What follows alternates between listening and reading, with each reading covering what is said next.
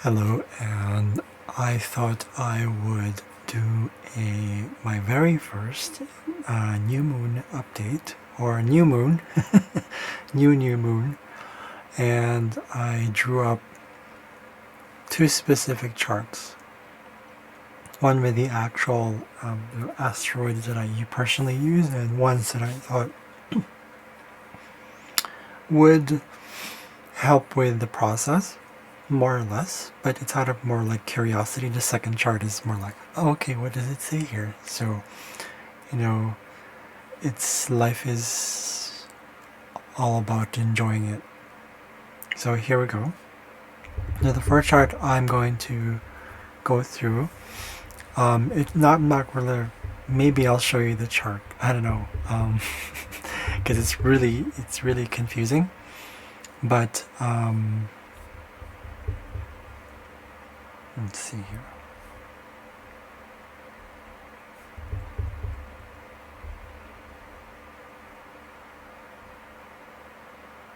Okay, let's go with the first one. So this one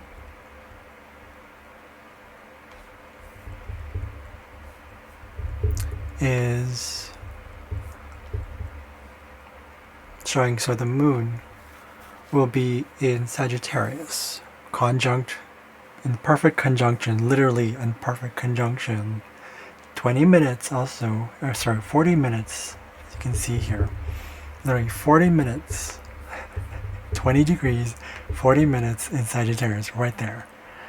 So, even though it is 20 degrees, so that often means that it's still in the sign. The fact that it's in 20 degrees, it means it's kind of like in this position of like transition, or it's still kind of like, it's not at its height because it's not at 15 degrees.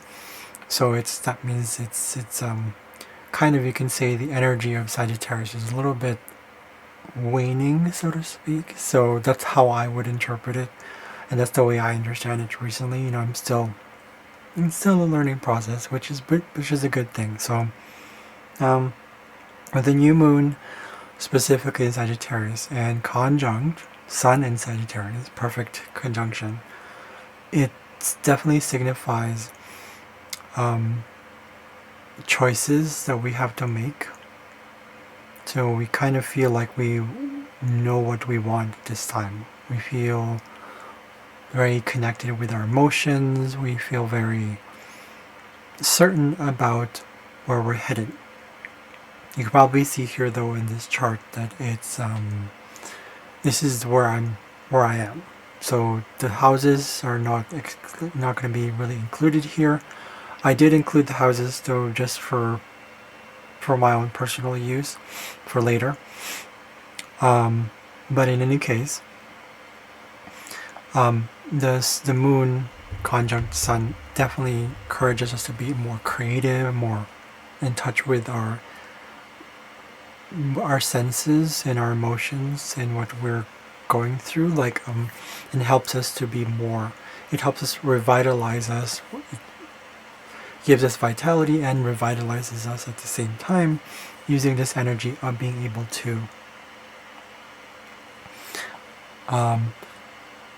head towards where we want. Now, because it's in Sagittarius, it is an energy of exploration, risk-taking, yeah, for sure, but definitely expansion, growth.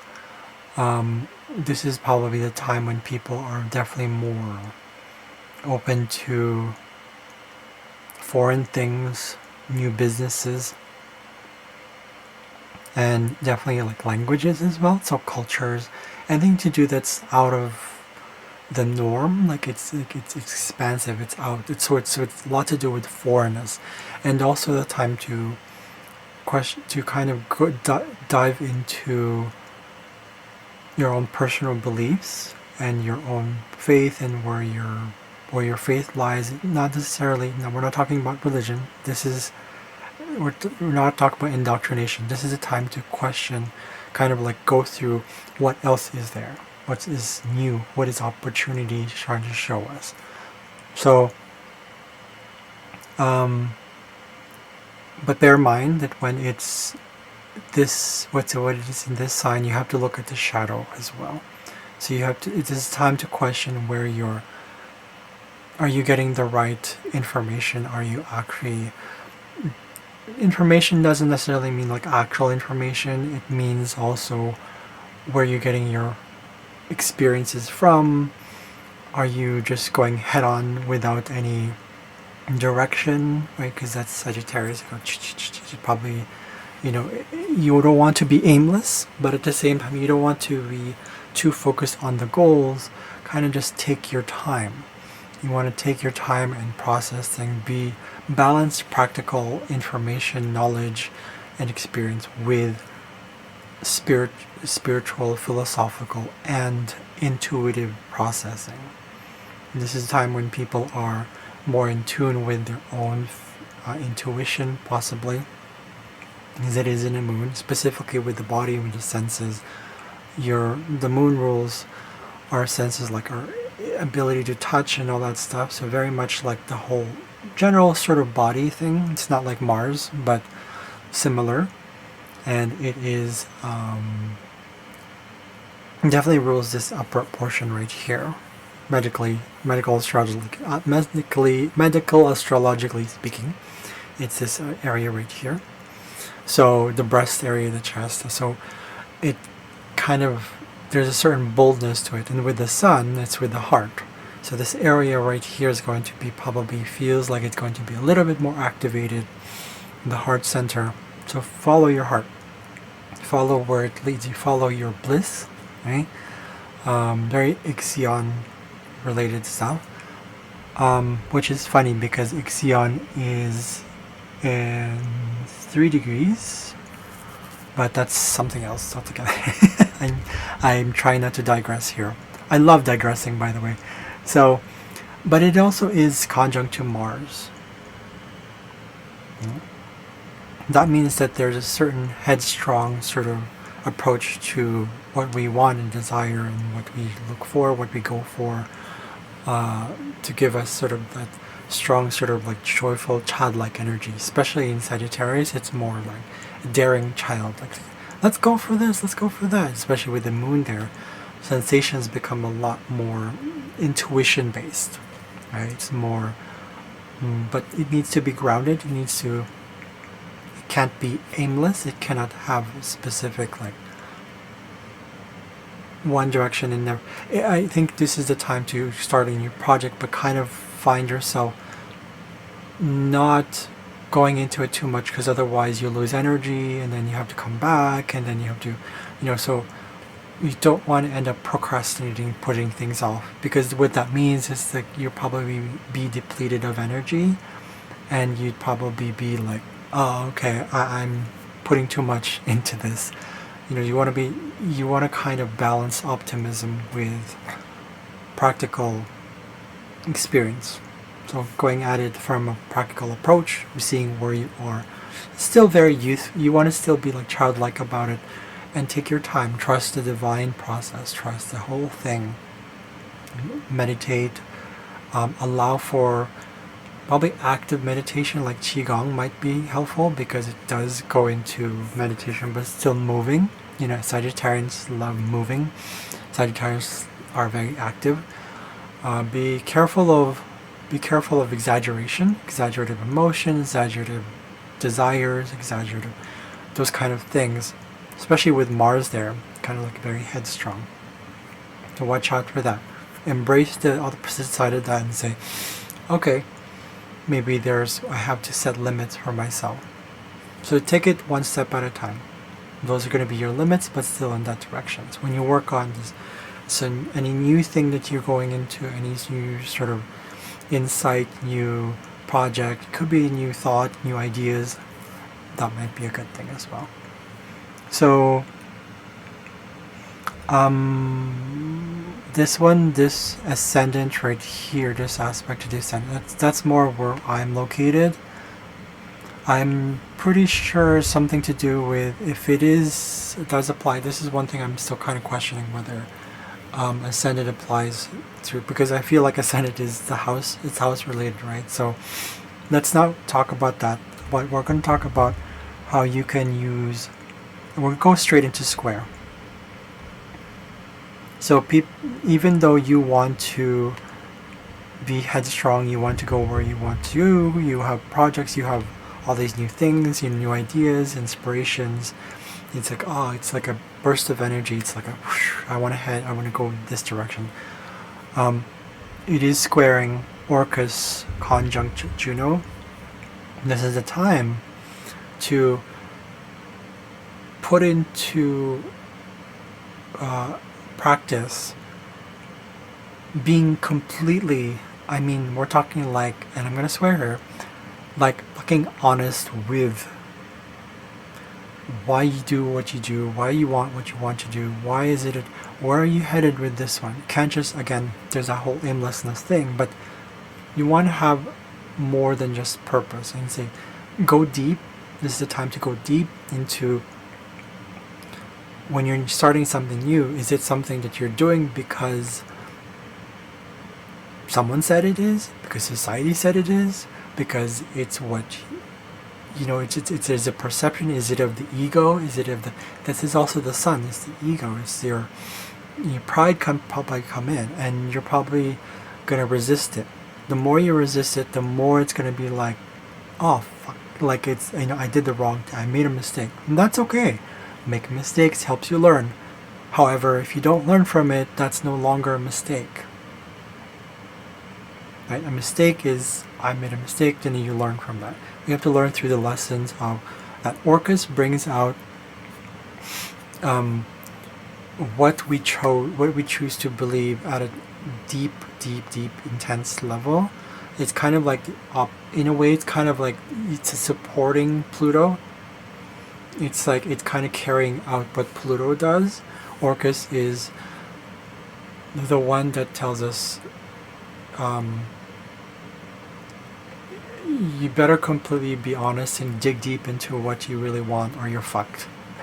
When I say fucked, I don't mean like in negative, like it's doom and gloom sort of thing. No, I mean, you start to realize that when you pay attention to, when you go deep into presence, when you bring into your experiences the attention, it starts with the body, right? Go look at Eckhart stuff, go do cold showers, ice baths if you need to. Surrender. Because if you don't go deep, what's happening is just going to be back into superficial, old ways kind of things. It's not going to be creative. You're not co-creating.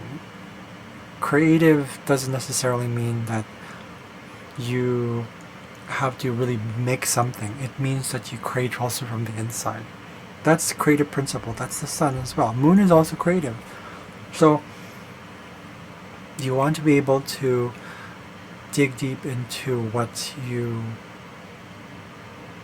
soul wants. It's Orcus is what is a soul oath, the things you promised to go into. So I would go into where you're headed. I would probably go further into, let's say, if you're looking at your own chart, where is your north node?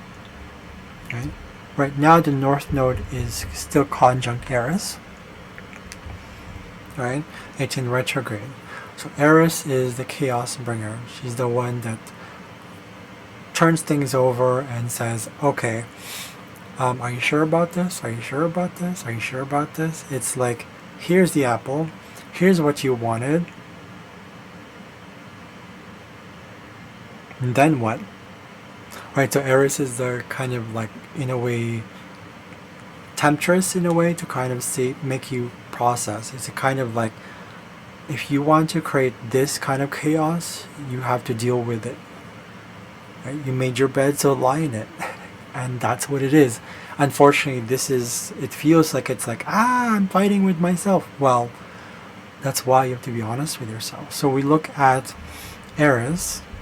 First of all, we look at the moon. Mars and Sagittarius. But Mars rules Eris. And right now, Mars is ruling Eris.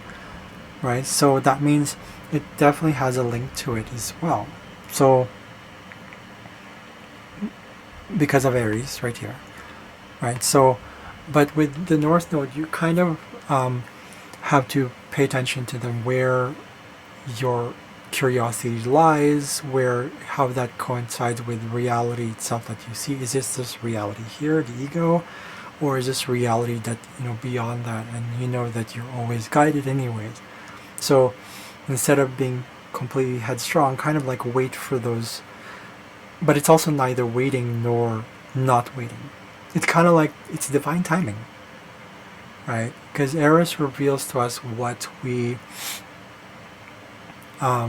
choose to do with personal power. It's that part of us that wants to, she is social, she's inclusion, she's all about complete, absolute togetherness. And if you're not connected, we're not just talking about people together, so we're talking also about like togetherness in terms of coming back to the whole. Eris goes past Pluto. She's a Plutonian. She's a Plutino, but she behaves like a Plutonian planet. So that means that it's revealing the truth of the choices we make regarding power. What is power, anyways? I had this conversation earlier with someone.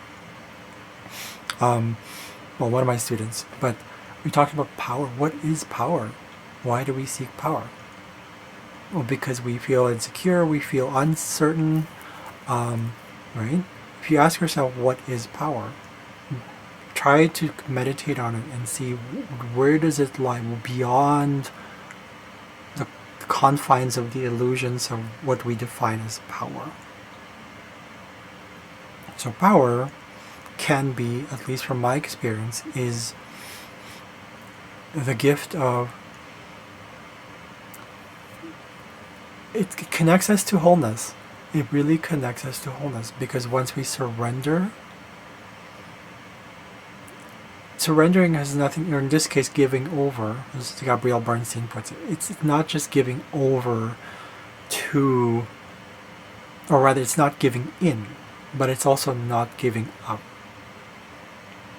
Giving over means that you are allowing and trusting, really co-creating. This is why it's now kind of spreading that whole term, co-creation.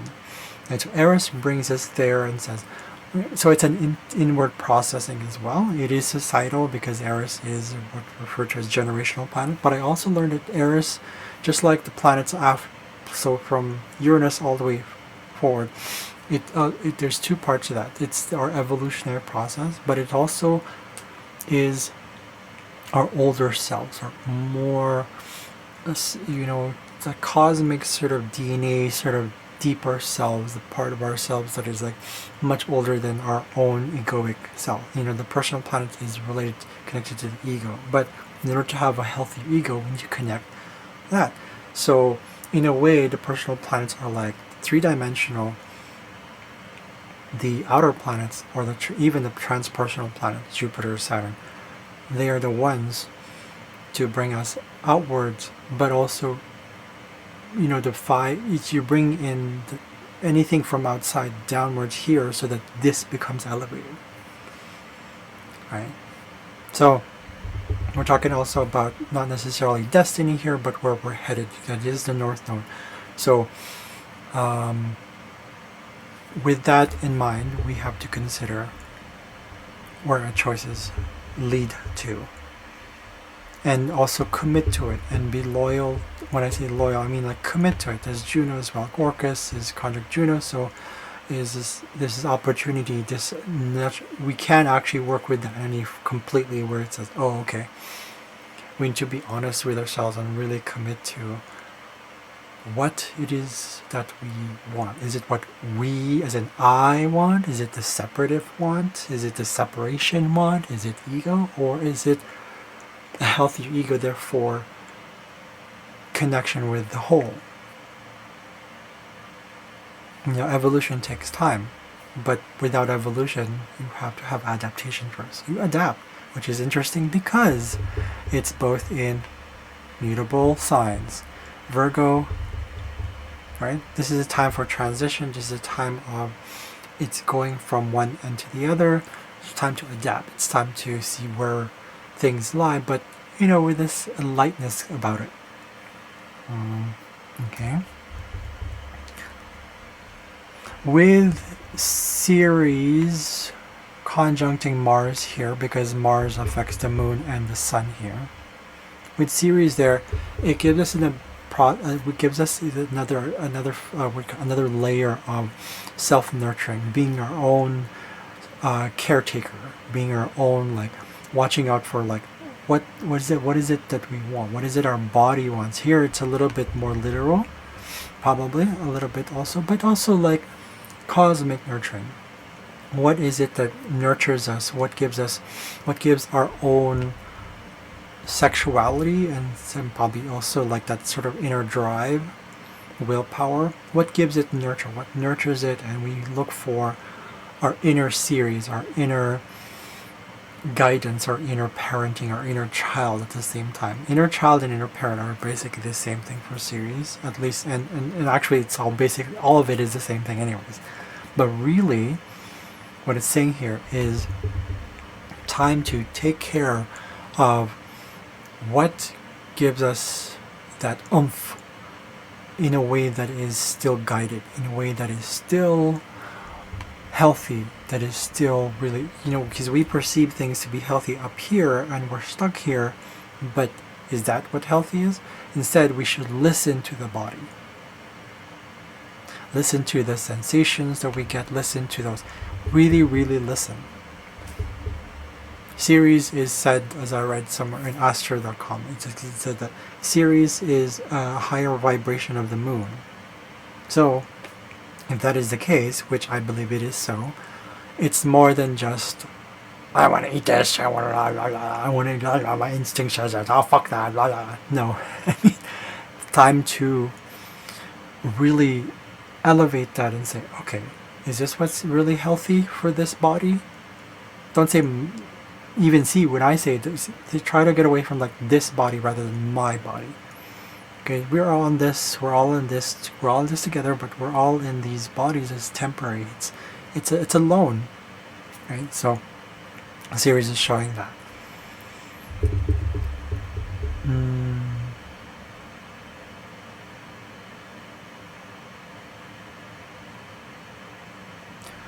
So we have to look into Jupiter as well, because Jupiter rules all the planets here. And Jupiter is in Taurus right now. I'm going to ignore the houses right now. Okay, so Jupiter is in retrograde in Taurus right now. So it definitely affects how this process is. So because it's in Taurus, it's time to take it slow. And because it's in retrograde, it is time to really, really take it slow. It's still said to be that 2023 is said to be, even Christine Lopes, her YouTube channel, she says that 2023 is the time to take your time. And right here's the evidence. Taurus is slow, right? So it's time to look at opportunities inwards and see our own inner, like the reason for stubbornness, the reason why we take things slow, what real sensuality is, what real pleasure is. It's no longer going to be that whole old world sort of like past 12,000 fucking years of like egoic, egocentric, self-serving pleasure. It is how we get along with others in our communities. Right now it is the age of Aquarius, with Capricorn moving into Aquarius, and instead of moving into Gemini, it's more of an earthy, it's a breakdown of traditions, a breakdown of matter, and something into lightness. With Jupiter here in retrograde, it's telling us to slow down still, so that we look into processes, into like, what is it that makes us, what gives us joy, what gives us sort of, what makes us feel at ease, the ease and lightness that comes with a slow quality, putting in quality into what we do. Okay, so with the desires we want and the things we are looking for with the Sagittarian sort of energy, there's also the Taurian influence there as well. So putting into quality, but you can't have quality just by thinking, I'm going to put quality into it. Eckhart says that, there's quality when we take the time. So this is one of my suggestions that I already picked up, and I've been practicing it myself for the past few months. Even though there's times when you have these moments of like, I'm talking and I'm doing this, there's this hyperactive energy, you go back into presence and you bring the attention, not the thought, your attention to the body, and through that the whole body will be able to sense what's going on, and you have all these moments of pauses and silence, not because of thinking, but because of you're really coming back to a connection with your body, therefore senses, therefore Mother Earth, therefore spaciousness, right? Spaciousness is the essence of who we are. It's part of being conscious. It's the universe bringing itself all the time in creative process with form in this world. Of course, this isn't the only one, but yeah, the universe is always expanding, which ties back into also Jupiter. All right, find that spaciousness within. Go back to bring your attention to the body. Start with that. Go with the breath. Right? If it takes you 5 minutes, if you want to time it, fine. But allow for also the body to guide you to see where it is. Start doing some cold showers or Wim Hof method. Warms with. Do it gradually, step by step. Listen, listen, listen. This is part of the quality thing. So then when you start doing things, when you start to have all these new things, it's not in a hurry, it's not rushed, it's not forced, there's no tension, and it feels just like, oh, this is where you will also get inspirations from. Right? Whatever your mode of bringing awareness and mode of elevating yourself, it's not so much about the elevation itself. It's really a connection. It's like you cannot separate yourself from the 3D by going to the higher. It can't be like that. It has to be, everything is connected. So you ground yourself, and then it's kind of tethered, and then it's basically like, think of it the analogy of the planets. A rogue planet is in complete isolation, as an example. But when it's tethered to a sun, it's bright, it has life in it. It's life, and that's what life is. You are life. And then as Eckhart says, and yes, this is true, what you do and anything else that you're doing is your life circumstances, your life situations. You are life itself. So be the life itself. And it ties back into right there. Sun conjunct the moon. Right? Let's take a look. What else do we have here?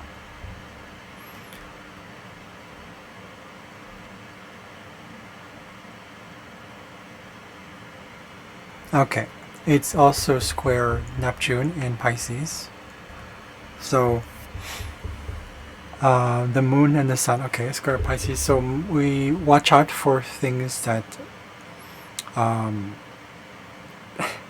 that cause a lot of confusion in yourself, like delusions and illusions. Watch out for things that might draw you back into sleepiness or unconscious behavior. Watch out for things that are just completely like, once you bring your awareness to the body, once you start doing all these practices, once you start awakening even more, you start to realize how reality becomes something else, and you start to like, oh, okay, this is reality. That's why there was the Matrix in the first place. I think Matrix was kind of like one of the movies, at least in the very 3D level. It's one of the triggers or one of the catalysts for like, okay, time to wake up.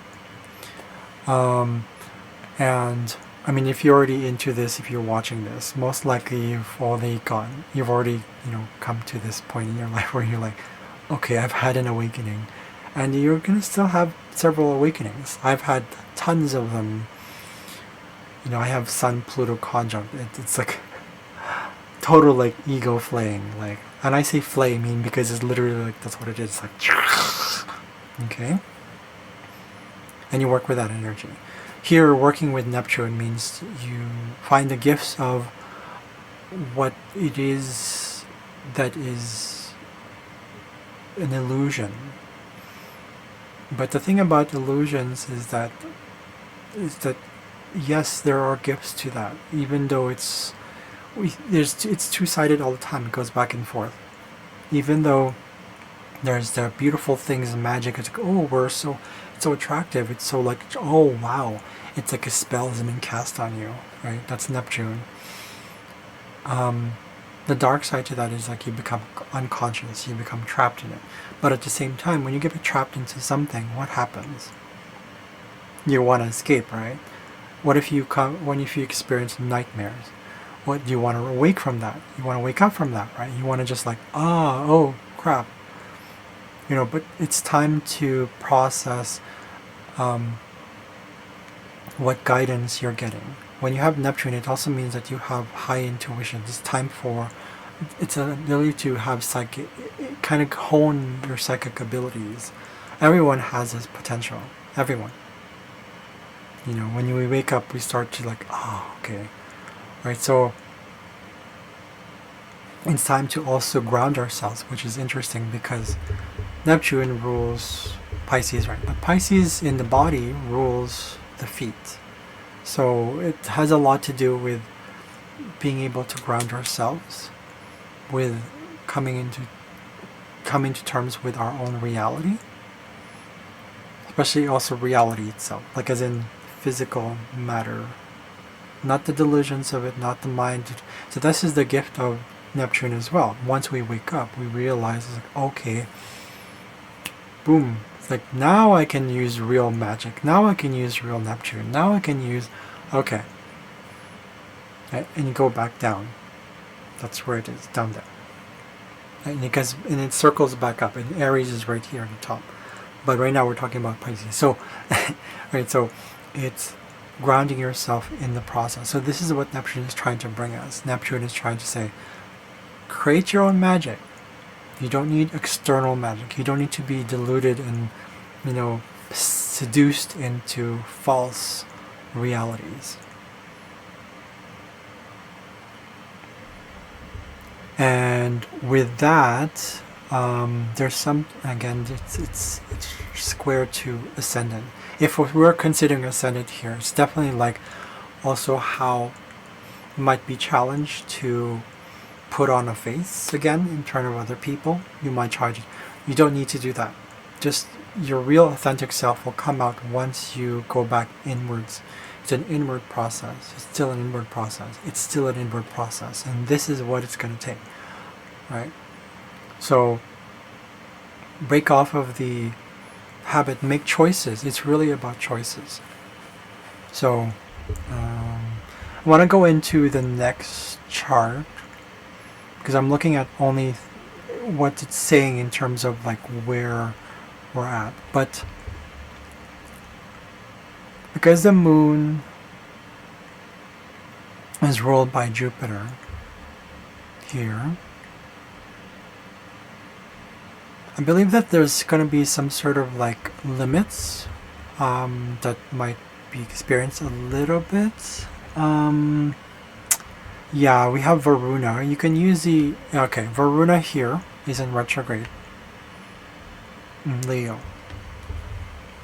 So Varuna is cosmic divine order and law.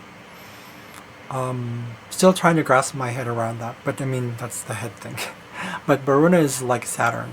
Apparently Varuna is a high vibration Saturn, where Varuna, you have to be able to wait for divine timing. And I say wait, I mean, there's this quote from the Tao Te Ching where it says, are you patient enough to wait for the water to recede or something like that. So mud to water to recede from something like that. So basically, patience instead of patience instead of waiting. You want to be, again, going back inwards, and this is why you slow things down. If you have to fake the slowing down, but you start to realize it's like, oh, okay, have different routines that give you opportunities to be grateful. Look for things that you're grateful for. When I say grateful, it's not just I'm grateful for this, I'm grateful for that. No, I mean you have to feel it. It's your energy. The universe will not respond to that. The universe doesn't matter if you're talking about manifesting or all that stuff. All laws function through energy. All laws respond through energy. It's our energies that matter. So with Varuna there, you can use that energy towards, because Varuna is trine Mars and Ceres, but which both Mars through Mars, Ceres acts and facilitates this sensing, this sort of journey that you're going to take in the new moon with sun and moon, and so therefore Varuna affects it indirectly, but still has a strong effect. I mean, so you can use that energy to create those limits, but not your own ego-imposed limits. Trust that there's a limit behind all of that, and there's a reason behind it. Divine timing. Again, it's an internal process. It's retrograde.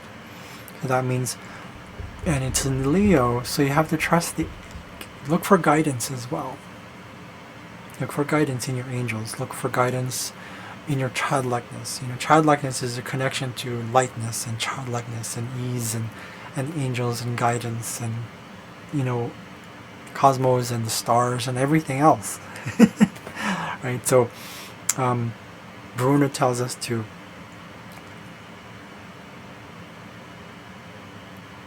that right there. Because Saturn is more just like a kind of like an egoic, sort of plastic, or like gotta have limit control. But Varuna is just like, no, there's no such thing as control. There's only divine law. When I say law, divine law, it's not what we perceive as law, as in, I'm going to be that's separation. That's egoic belief that it's like you're going to be limited. No, you're always guided. There's only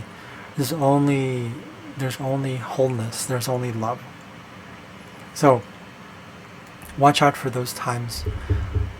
And that will challenge you because, sometimes you want to expand, you want to grow, you want to be, we have here Jupiter retrograde. You want to feel like you want to do something. So you're definitely going to have those experiences of like, okay, where do we go? So impatience might start to creep in. And you start to go, oh, okay. Watch out for those and say, no, trust divine timing. Okay? And at the same time, you have here square to Pluto in Capricorn. So you might be affected by media, the masses, what they perceive, what the whole structure. It's still this, you must do this, you must do this. No. No, I mean, even I need to allow myself to be used. Right now, I'm allowing myself to be used and using the charts to guide you and help you guys. So, watch out for those, and it's sort of like, you might experience like maybe some more destructiveness in your life, like things that are tearing apart, things that are tearing away, things that are dying, figuratively and literally, and be open to that. You have to surrender, right? Otherwise, it becomes a sort of confusing dogmatism. Like we're experiencing that right now. Like there's some people who are, I don't know what's really going on, but I can sense it. It's sort of like impatience going around in the world, and well, not everyone, but many of us are awakening. So And with Pluto there, square Jupiter, it's like this sort of like this shift of like earthiness and going like, when is it going to break down? When is it going to break down? But Pluto is there to break it all down. Break it all the fuck down. Just like, but through slow processing of like decay. All things are meant to die. What doesn't work is meant to die. It's meant to die. So allow for that experience of loss and trauma. Allow for it. Surrender to it. Cry if you need to. But process it here inwards in your own space. Create a safe space for yourself. Create boundaries. Create boundaries when you need to. And just allow for the fact that it's like you need to go through the process. Even if you have like multiple dark nights of the soul, go through it. Surrender, surrender, surrender, surrender, surrender. I'm still doing this myself. I live in the basement of this house. And like things of the old literally like falling away. I don't see my old friends. I have a new community now. It's a beautiful thing, really, if you think about it. It's really all okay because you are always guided. Doesn't feel like that, but once you come into presence, once you go, for me, I personally do the cold showers, and we're talking ice cold showers and ice bath. I even do ice baths. I love it. I feel it even more. I feel the guidance because it's really through the body. It's also literal. And you get these goosebumps, and I always thought just like, oh, it's just goosebumps because, it's just the body's reaction, all that stuff, all that over rationalization that it's like, it's great. But, science isn't just the only thing, right? It's everything. Everything is a tool. Everything is a tool. Especially in this world, everything. The universe uses everything. It's for it to expand. And you are the rays of that universe. You are the essence of that universe. So you and me are the same at our core. And I'm really saying that because there's a part of you that know deep and out there, it's both, instinctively, intuitively, there's a part of you, you just know, right? So, I'm going to go into the other chart.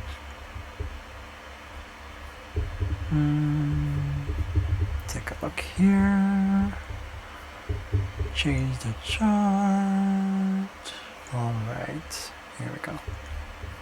Chart number 2.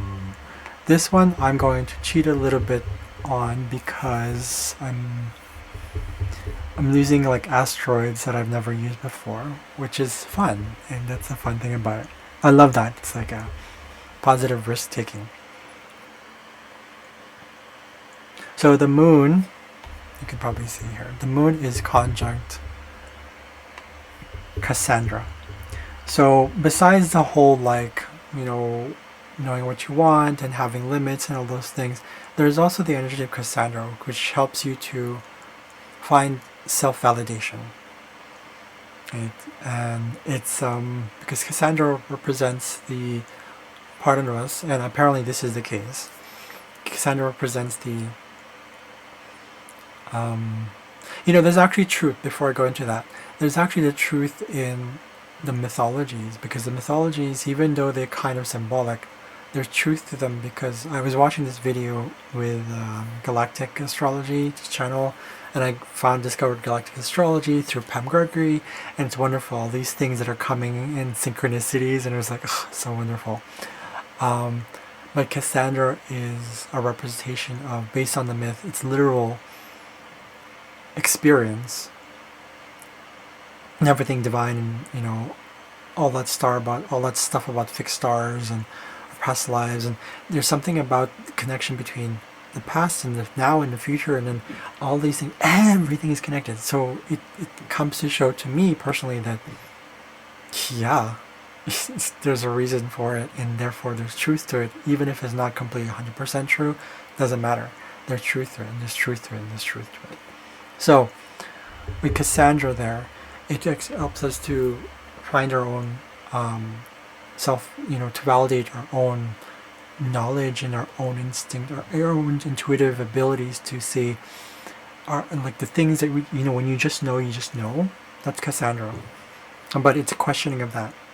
It's like when no one really acknowledges it. So it's something to do with rejection. So this is a time to work with that energy of like, okay, that's okay. You don't believe what I'm doing. You don't believe what I'm doing. That's fine. Because everybody has their own opinion. But at the same time, it's not just that there's a truth to what you're saying. It's not just your opinion. You know that when you look deep down, you look out there and deep down, you connect all of it in so one in the middle is that there's a reason why the sun is in the middle and it's representing ego, because it's just in the middle. It's meant to grow and expand this way and to shine, but it can't learn without it on its own without these planets, meaning without these evolutionary process of the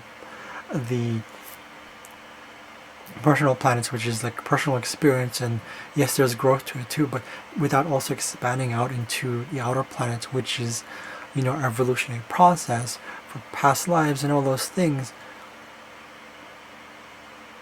So this whole egoic perspective of validation is something we have to eventually, and we also get to process and basically get over. And Cassandra represents that whole, that's okay, I don't need anyone's approval. I don't need anyone to believe me. So with the moon, with its conjunct to the moon and the sun, it's definitely a lot of like emotional upheavals with personal beliefs, your own identity. You start to question your identity, but in a positive way, because it is conjunct, so that means you work with that and say, okay, now I need to rediscover what it really means for me. So you can validate yourself by saying, okay, so this is a time to validate yourself and explore that in Sagittarius, right? And we also have these three energies, specifically, actually, the Cassandra, because Cassandra is like kind of the link here to the moon and the sun. With Cassandra, Mars and Osiris represents changes in validation. So a death, like a death and rebirth of that. It's kind of, Osiris is basically kind of like Pluto, but apparently Osiris is also the how we're influenced to, we're dying from the influences of I guess mass influences like social media or the news or what society wants of us, and it's a breakdown of that and kind of like getting away from that. So you have to die in the process. Osiris represents that transition into something else that's new. And yes, it's Sagittarius. Yay, so something new, something to explore, something. So being open to that energy. Remember that being a mutable sign, Sagittarius represents transition as well. So this is the time to transition into that. With the three planets trining angel, like literally it's literally an angel. It probably is a divine communication, so being able to process. But again, people might start to question that and say, I don't know if I have this because it's in retrograde, this asteroid. You might start to question that, okay. But use that questioning to kind of, even if you have to use a lot of that thought, eventually you're going to get tired of the overthinking. If it is trying to angel, and I look at the other chart as well. Yeah, so angel is actually conjunct Varuna. So it's in Leo. So that means divine timing. It's like the best, right there. The heavens are speaking to us and saying, listen to your internal voice. And I remember watching one of my favorite movies, Under the Tuscan Sun. Listen to your own inner voice. Or the line there, which is true, which is more than just inner voice. It's an inner knowing. It's an inner law, it's an inner order, it's an inner divinity, your own inner godhood, because it's always connected to the source. Always. We just don't think it is because we think it is rather than feel it. There's nothing wrong with thinking, but thinking is a form of energy, right? So we have this ability to process it in words. Even though we might feel insecure about it, we might kind of question, I don't feel connected, I don't feel all that stuff, I don't know if that's fine. Go with that. Sit with it. Surrender to it. Breathe. Right? So, yeah.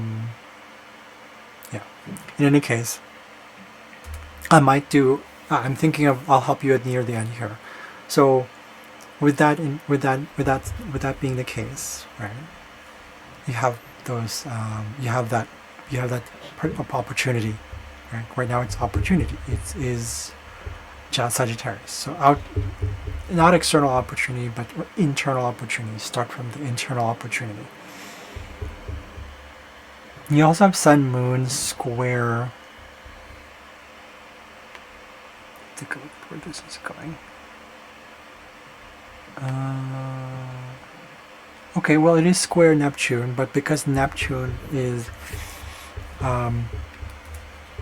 conjunct Heracles, that's interesting. Courage, finding the courage to, again, remember the delusions I told you about? Yeah, finding the courage to work past what you feel is that, so sticking with it. And also, what we mentioned earlier, there was Orcus as well, time to be fucking honest, but at the same time finding the courage to just take it step by step and stick with it and commit and break down the delusions by saying, okay, even if, like I said, even if you get to the point where you're like tired of it, because when you're tired of something will give in. Well,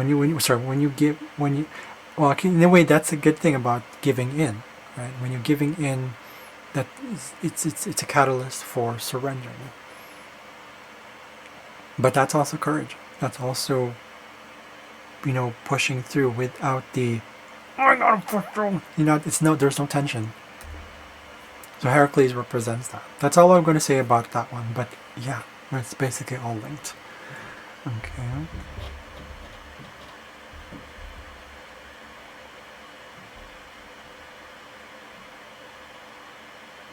So that's that for now. That's all I got. I hope this really helps. I know there was a break there. What I'm going to do right now is I'm going to help you guys get into a different mode of awareness. Hopefully this helped. And you can always do a cold shower before this one too and go back to this. But I would like to close the whole thing with just being. There's nothing else but just this moment, always. So you want to take your attention to the body.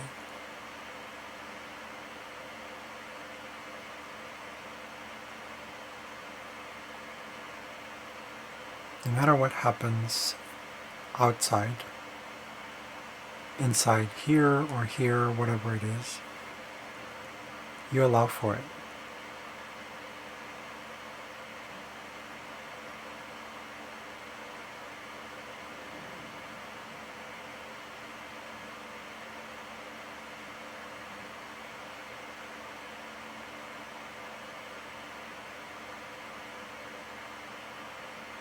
Listen to the breath. There's no need to analyze it. No need to give it names.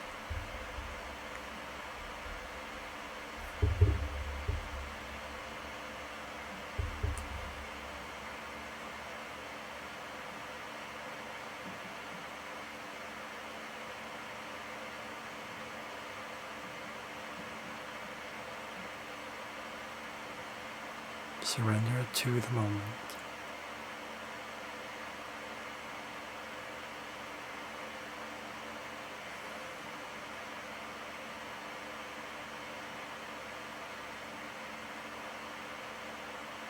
when you start doing more of this, you start to feel completely okay.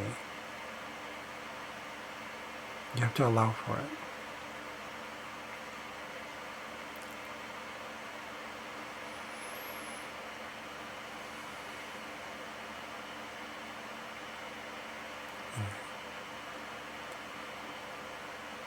So I hope that was helpful.